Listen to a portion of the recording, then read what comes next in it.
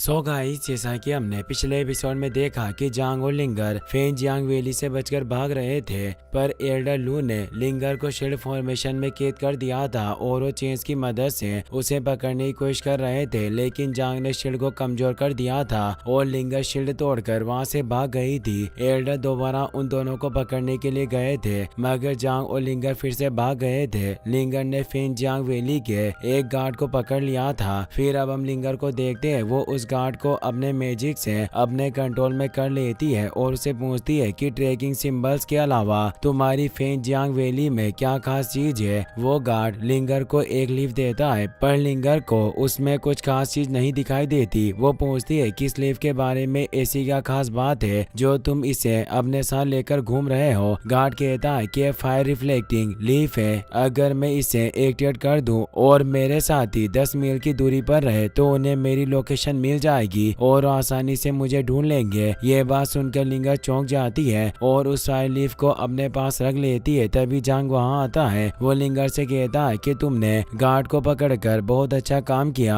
अब तो मुझे ऐसा लग रहा है कि अगर कल रात उस फॉर्मेशन से बाहर निकलने में मैं तुम्हारी मदद नहीं करता, फिर भी तुम वहां से बचकर आ जाती। लिंगर कहती है कि तुम कैसी बातें कर रहे हो, मुझे नहीं लगता है कि तुम्हारी मदद के बिना मैं वहां से जिंदा बचकर आ पाती। मैं तुम्हारे इस एहसान को कभी नहीं भूलूंगी।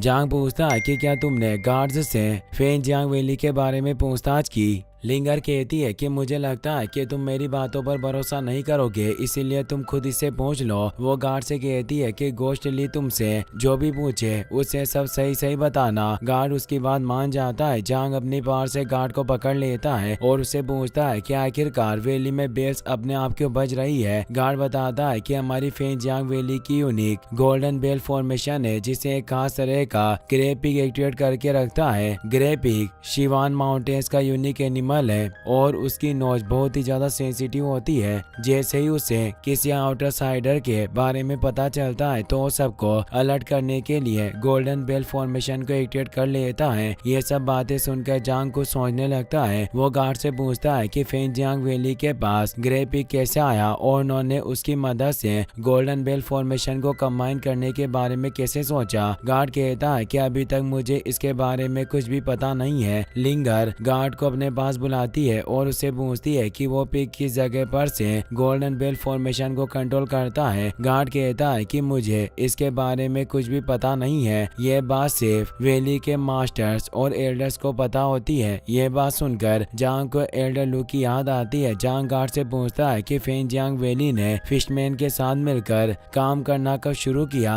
गार्ड कहता है कि मैंने कभी भी फिशमैन्स को वैली में नहीं देखा, आखिरकार वो हमारे पास क्यों आएंगे, हमारे बीच तो बहुत बड़ी दुश्मनी है। ये बात सुनकर जांग कहता है कि शायद अभी तक फेन जियांग वैली से नॉर्मल स्टूडेंट्स को इस बारे में पता नहीं है कि उनकी वैली फिशमैन्स के साथ मिलकर काम कर रही है। अगर ऐसी बात है तो हम आज रात फिर से वैली में जाने की कोशिश करेंगे। फिर हम एल्डर लू को देखते हैं, वो स्टूडेंट्स के साथ वैली में वापस आ जाते। अचानक उनके पास वाले लालटेन अपने आप जल जाती है, जिससे एल्डर स्टूडेंट दोनों हैरान हो जाते हैं। तभी ली जून उनके सामने आता है। वो एल्डर लू से कहता है कि वैली मास्टर ने सब लोगों को वैली में रखने के लिए कहा था, तो आखिरकार आप इन स्टूडेंट्स को लेकर कहाँ गए थे। एल्डर लू उसकी बात का कोई जवाब नहीं देते और वहाँ से जाने लगते हैं। ली जून पूछता है कि आपका एक जूनियर आपके साथ क्यों नहीं है, आखिरकार वो कहाँ रह गया। ये बात सुनकर सारे स्टूडेंट चौंक जाते हैं। एल्डर लू कहते हैं कि मुझे तुम्हें कुछ बताने की जरूरत नहीं है, मैं वैली मास्टर से इस बारे में बात कर लूंगा। यह कहकर एल्डर वहाँ से चले जाते हैं। ली जून सारे स्टूडेंट से कहता है कि अब जो कोई भी बिना परमिशन वैली छोड़कर जाएगा उसे कड़ी सजा मिलेगी। फिर हम लिंगर को देखते हैं, वो अपने लिए रेबिट को रोस्ट कर रही थी,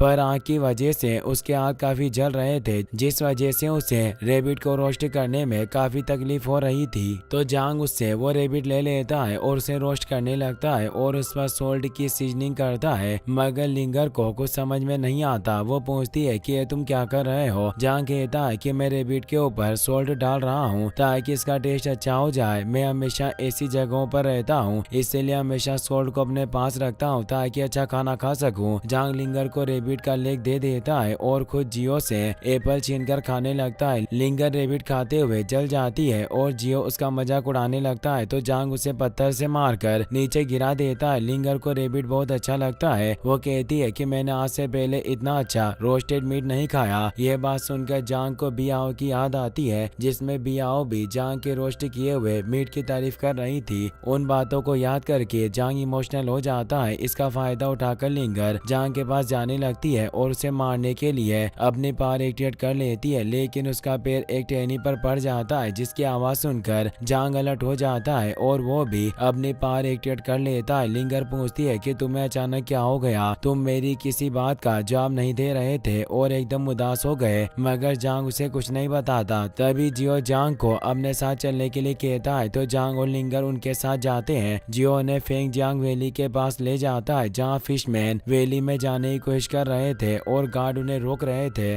लिंगर उन पर अटैक करने के लिए कहती है, लेकिन जांग मना कर देता है। वो कहता है कि मुझे कुछ दूसरा काम पूरा करना है। ये कहकर वो वैली की तरफ चला जाता है, जबकि लिंगर अपनी पर्पल लाइट ब्लेड की मदद से कुछ फिशमैन्स को मार देती है, जिससे फिशमैन्स को लगता है कि गार्ड ने उनके साथी को मारा है, जिससे उन्हें बहुत गुस्सा आता है और वैली के गार्ड्स पर अटैक कर देते हैं, जिसकी वजह से उनके बीच में फाइट शुरू हो जाती है। जांग वैली में आ जाता है और छिपकर ग्रे पीक को ढूंढने लगता है। अचानक जियो के सर में दर्द होने लगता है और उसकी आईज गोल्डन होकर ग्लो करने लगती है। वो अपनी गोल्डन आईज की मदद से ग्रे पीक को ढूंढ लेता है, जो एक लालटेन में छिपा हुआ था। जियो जांग को उसके बारे में बता देता है। जांग तेजी से उस लालटेन के पास जाता है, जिसकी वजह से वो गोल्डन बेल फॉर्मेशन एक्टिवेट हो जाती है और बेल्स बजने लगती है। बेल्स की आवाज सुनकर गार्ड वहां आ जाते हैं और जांग को ढूंढने लगते हैं। ग्रे पीक भी स्पीड बनकर लालटेन से बाहर निकल जाता है और इधर उधर भागने लगता है तो जियो अपने गोल्डन आइज की मदद से ग्रे पीक को देखकर जांग को उसके बारे में बताता है। जांग तेजी से उसके पीछे जाता है और गार्ड उसके पीछे आते हैं, जिसकी वजह से हर तरफ की बेल्ट बजने लगती है। ग्रे पीक एक ट्री पॉट में छिप जाता है, पर जैसे ही जांग उसके पास जाता है वो वहां से भी भाग जाता है।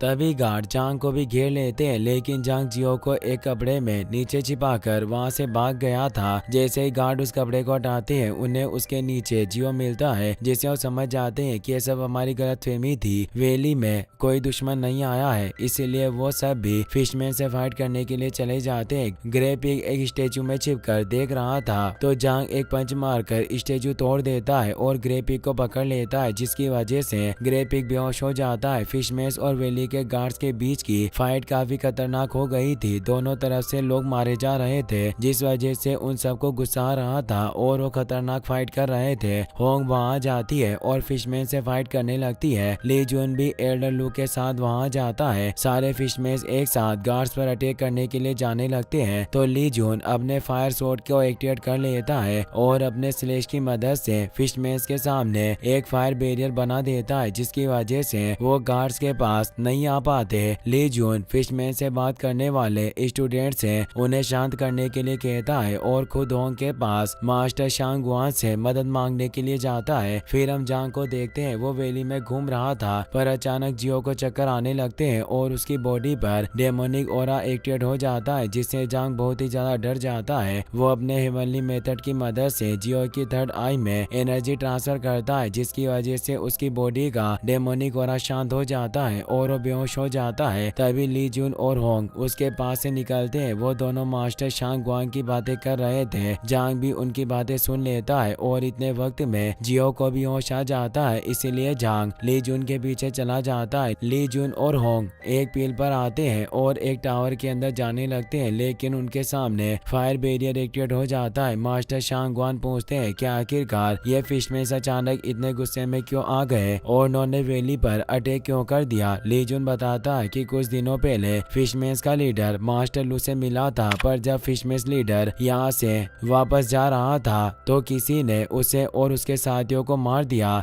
मास्टर लू ने क्रिमिनल को पकड़ने की कोशिश की पर वो भाग गए। मास्टर शांगवान कहते हैं कि उस फिशमैन के पास जरूर कोई खास चीज होगी, इसीलिए वेली मास्टर उन पर इतना ध्यान दे रहा है। पर मुझे नहीं लगता है कि अब वेली मास्टर मुझ जैसे बूढ़े आदमी को परेशान करेंगे। ली जुन कहता है कि मास्टर लू फिशमैन को रोकने की कोशिश कर रहे थे पर वो एकदम पागल हो गए थे और वेली मास्टर फिशमैन को खत्म नहीं करना चाहते, इसीलिए हमें आपकी मदद चाहिए। तभी मास्टर शांगवान को जांग के बारे में पता चल जाता है तो अपने आइस पावर से आसपास की पूरी जगह को फ्रीज कर देते हैं। उन आइस क्रिस्टल से जांग पर अटैक होने लगता है पर उससे पहले जांग वहां से टेलीपोर्ट हो जाता है। मास्टर शांगवान दोबारा सारी आइस को गायब कर देते हैं। इससे लीजुन काफी हैरान होता है, उसे समझ नहीं आता कि मास्टर ये सब क्यों कर रहे हैं। मास्टर शांगवान कहते हैं कि मैं बहुत वक्त से बाहर नहीं गया हूँ पर आज मुझे मौका मिल गया, हमें जल्दी यहाँ से चलना चाहिए। ये कहकर मास्टर शांगवान वहाँ से चले जाते हैं तो ली जुन और होंग भी उनके पीछे चले जाते हैं। उनके जाते ही जांग वहाँ आता है। मास्टर शांगवान की आइस पावर की वजह से उसका एक हाथ फ्रीज हो गया था, उसे देखकर जांग हैरान हो जाता है। वो कहता है कि शांगवान कोई नॉर्मल इंसान नहीं है, मुझे इस पर नजर रखनी होगी। ये कहकर वो अपने हाथ की आइस को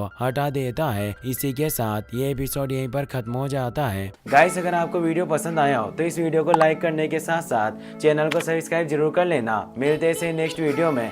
थैंक्स फॉर वॉचिंग।